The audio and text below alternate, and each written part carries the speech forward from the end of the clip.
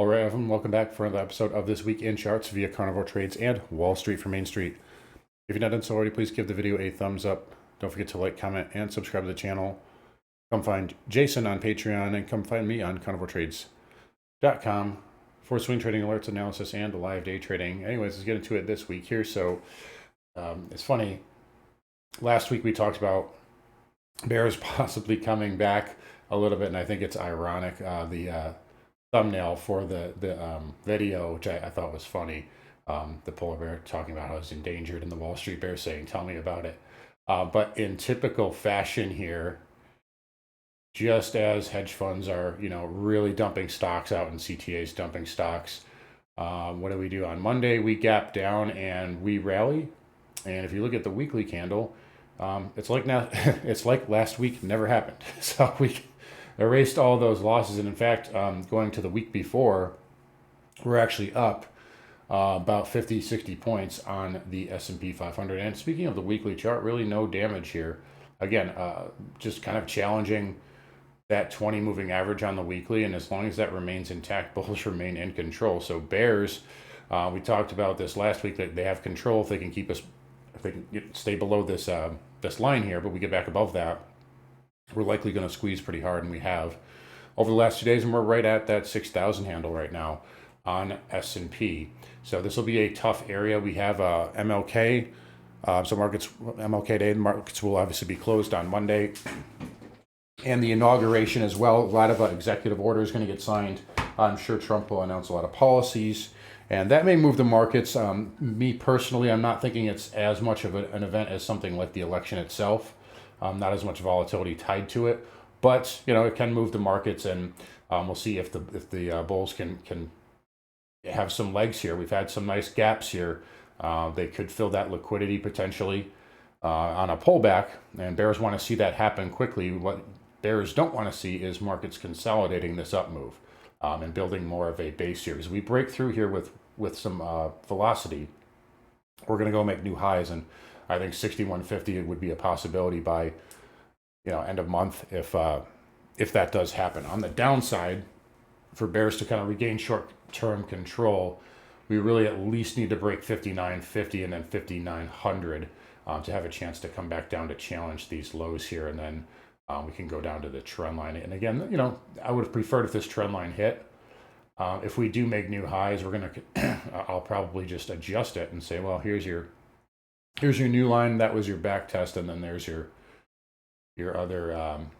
We could even draw it right there, gap through it, and then you have a back test right there. So, in fact, we'll just leave it like that for now, and then we can always move it back. And that's part of being a chartist. You have to move with the market. Sometimes you're going to put a level a certain place. The market may get close to it, and then you have to just respect what the market is respecting, essentially. But either way, good move this week for stocks, and good recovery after the breakdown attempt there, the lower low, and no follow through from bears. Again, the Qs, we've talked about this on, before, looking at the weekly chart as well. No damage. I mean, it's just you can make a case it's just a bull flag here. So triple Qs holding up just well.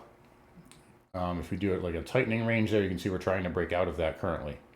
So a little falling wedge type pattern, retest of the July high, retest of 500. I was looking for us to get to like 497. I like it better when you can pierce by a little bit, but nonetheless, a good move there for the Qs. And tech hanging in there. There's a little bit of weakness in Mag 7 right now. I think a lot of that is tied to the leap expiration, which is today, so January 17th. Once those roll off, I think next week, like you're looking at like an Apple right now. Apple's has not really participated much in the rally. You got some other stocks that are hanging in there, not really participating, nothing terrible, like Meta, Microsoft, Google. Some of these names here. Tesla's backed off lately, although it is up today. So I think a lot of that is related to the all that premium. Nvidia really not doing a ton here. So a lot of call option premium in the form of leaps, I think, is kind of weighing negative dealer gamma down, and I think we'll see that roll off next week. So I'll be watching for that. But Qs here, short term, I mean, there's not really much between here and double top outside of, I'm just going to say like 530, and, then your double top and 540. IWM also had a good week here as well. So Monday, we gapped down into the 200-day moving average. Again, similar setup there with the trend line. And you can see here, if we draw a fib on from the August pivot, you can see we went right to a 618 as well. So that held as support. We're still struggling with this 225 area. If this breaks, though, it's going to go to 230 and then 235 very fast. But bears obviously just want a rejection here, and then you can try to get back down here and start to hammer on this trend line again and start to work out some supply, or excuse me, work out some demand to try to push this lower. Right now, small caps, good recovery. Dow, also a good recovery. And again, take a look at some of these weekly charts here. Again, we just essentially retested the breakup bar. So we filled the election gap and on really all the indexes and getting a good bid here. Dow actually now with a higher high. Got to get through this this red bar here, and if it does that, it can really push up. But again, good recovery. We'll leave it at that here. This onus is on the bears now to counteract this if they can do that next week. SMH here up 2.25% here today. Again, still got a big reversal bar, so it's going to need to consolidate to get through that. But if it does, this can go back to leading. IGV as well. So we've now negated this head and shoulders.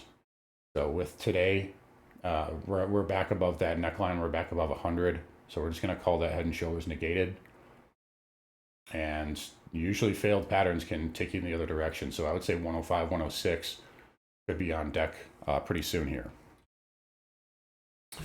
Transports here backing off today, but again, levels have been working perfectly. So we said 16.2 and then 16.6, right? We went right to 16.2. We pulled back last week, had a good day Tuesday, and then right up to 16.6, and there it is. So just backing off right now. On the weekly, maybe a little bit higher, so maybe like 16.7. If you can get a weekly close above that, then that negates the bear reversal bar, or bear sell-off bar rather. So transports coming back around here, and this was all down to interest rates here. Really for the whole market, that was the story this week, and I famously was kind of saying, making the case to bid bonds into the CPI number, and I actually wrote a little blog post on my webpage about that. It was on Twitter as well. But again, you're going into looking at the 30s here. Specifically, I liked the long end. I mean, you've got inflation already priced in from non-farm payrolls on Friday. And I mean, it's been getting priced in here for several months. A lot of hoopla. We hit 5% already, just very stretched positioning. There's a lot of things I was seeing in the flows in the fund manager positioning in the options market that were telling us that we're probably going to hang in there around TLT 85. And that was basically the exact low on Wednesday. So again, yields really just way overstretched, way overhyped here. Fundamentally, yeah, I still think the long-term case is higher for yields, but specifically on the long end. But in the near term, it's important to understand these dynamics. When you run up into an event that has a ton of volatility attached to it, it's a lot harder to rally, even if you get a hotter number. I mean, the number we got was basically in line, even though year over year was hotter. Market already expects it, and you get this nice pullback here. I don't think it's done. I think it could, got a nice little tail candle here today. It's trying to hold on to the 20-day moving average, but I think we could see 4.65 on the 30-year before it's said and done. So that's just a standard pullback. It's not anything crazy. Twos, on the other hand, a little bit softer, or I should say the bond is. And it's still in this range, back below Fed funds, so that's a positive. But that long end is the real culprit here. And that's what people don't understand. People try to say, oh, well, Trump's going to push rates down. Even if he is successful in bullying the Fed, bullying that short rate down, it's just going to make that long end even stickier. So just be aware of these dynamics. Interest rates is not, this isn't 1975 anymore. They don't go in the same direction all the time. There's more, of a dynamic there that you need to understand. And we're not in that bond bull market where it's just on easy mode. Anyway, I digress. XHB up 16 cents today. Again, good recovery. I mentioned this last week in the case for bonds being kind of near a low, right? XHB wasn't selling off with the market. It wasn't selling off with bonds. And it was actually putting in some green candles And nice pop there. You guys know 110 to 111 has been resistance, and that's where we are. So I think that can get ready to rally next week too. It might just need to consolidate a little bit. Same thing with VNQ. So good move off the lows there in those real estate sectors. Yeah, you know, we talked to you right about this level here last week in the video. And I said, look, watch VNQ right there at 85. Very nice reversal. Bank earnings this week as well, and pretty positive reaction. XLF got above our resistance level, right? So there's 49 bucks, 49.30 to be exact. And there it is. By the way, JPM, most important financial stock. That's a new all-time high, weekly, monthly, daily closing. So that's a sweep for JPM. Morgan Stanley, I believe as well. Yep, Morgan Stanley, Goldman. So these are all acting well right now. We got KRE here. Got close to our 64 number. So, you know, I said, look, this was a liquidity grab here. Well, they did take it down after all. I said maybe, you know, 56 if they want it, but boom, they reversed it. So bear, no follow through, and right back near our original 64 target. So that will be some resistance. If it can consolidate this up move, it can go through that, and the same for KBE here. Consolidate a little bit more, should be able to go up to, you know, maybe 60 or so. Broker dealers also new all-time highs. So again, you know, it's so close. You know, every time, right? Just like the thumbnail, right? You know, you think you have it bad, and broker dealers just so hard to keep them down. But all right, oil here continuing higher this week. It did back off a little bit. We had a contract gap the other day, and just down fractionally here inside of this big up move. Again, told you guys quarter one was going to be good for energy, and oil from basically right end of the year, right before the end of the year, to this Wednesday is up about almost 15%. So in 2 weeks, XLE.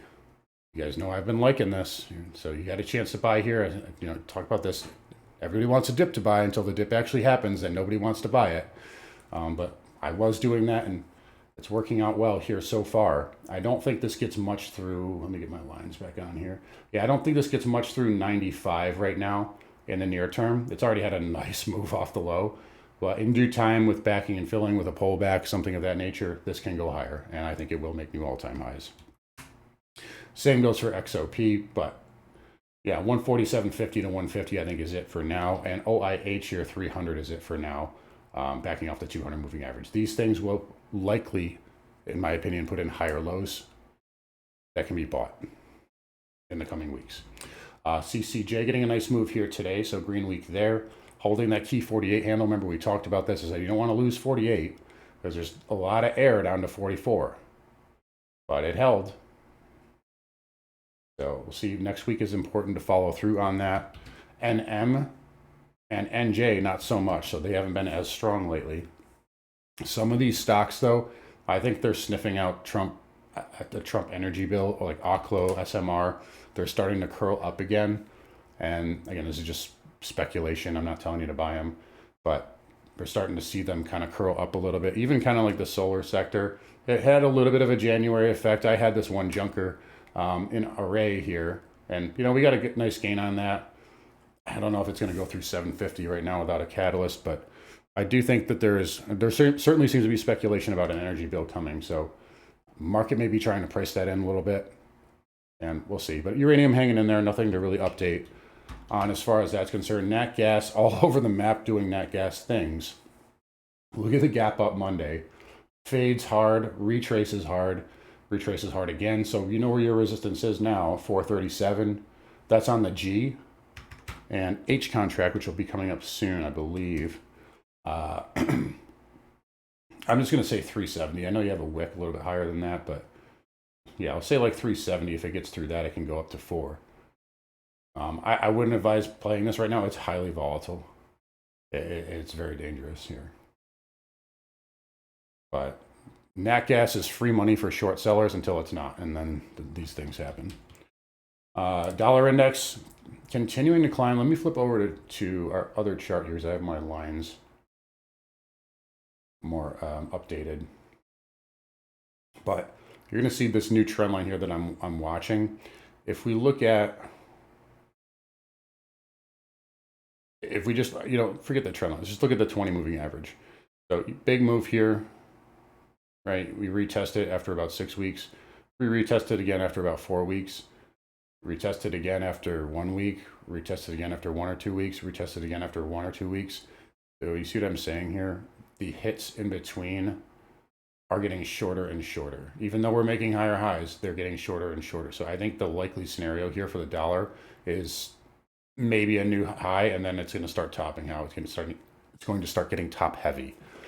I mean, they all tell me that Trump can't talk the dollar down. Maybe in the long term, but I think he can in the near term. And I think that's all we're really looking at right now. But we'll see. From what I'm seeing, momentum's declining. It's still no technical damage, but I mean, dips just keep getting ferociously bought. But we'll see if this does. I mean, at some point, we know it'll have to do backing and filling. Nothing goes up in a straight line forever. But I'm just seeing some momentum here start to decline.